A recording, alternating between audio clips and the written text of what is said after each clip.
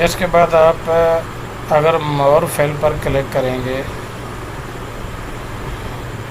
ये देखिए यहाँ से आप कोई सा भी कलर सेलेक्ट करके इसमें से फिल कर सकते हैं। इसके अलावा आप इसमें से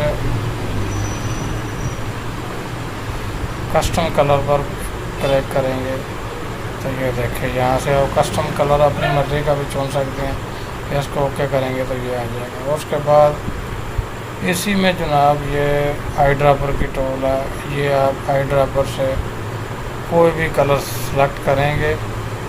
यहाँ से स्लाइड में अगर कहीं दूसरी जगह पर पड़ा होगा तो बाजार के तौर पर ये पड़ा होगा। अब ये हम सेलेक्ट करते हैं, ये देखें ये आई ड्रॉपर की मदद से भी आप कर सकते हैं। जैसा कि ये देखें ये टूल है हमारे सामने आई ड्रॉपर। इसके बाद मैंने ये आप जिसको भी सिलेक्ट करेंगे आई ड्रॉपर की मदद से हम यहाँ से कोई सा भी कलर सेलेक्ट करके इसमें लगा सकते हैं। ये देखिए लग गया। और उसके बाद मैं चाहता हूँ कि यहाँ पर भी आई ड्रॉपर की मदद से लगाऊँ, तो यहाँ से हमने आई ड्रॉपर लिया। ये देखिए ये जनाब ये, तो अब ये चीज़ आ गई। तो इस तरह हम आई ड्रॉपर की मदद से भी ये कर सकते हैं। और उसके बाद ये पिक्चर है, यहाँ से हम कोई भी पिक्चर लेना चाहें तो ये पिक्चर की कमांड पर क्लिक करने से हम पिक्चर ले सकते हैं। और उसके बाद जनाब ये ग्रेडियंट है, हम ग्रेडियंट लेना चाहें तो यहाँ से मोर ग्रेडियंट में भी आते हैं ये।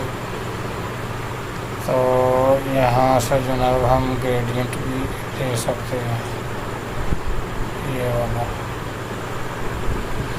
ये वाला ग्रेडियंट है।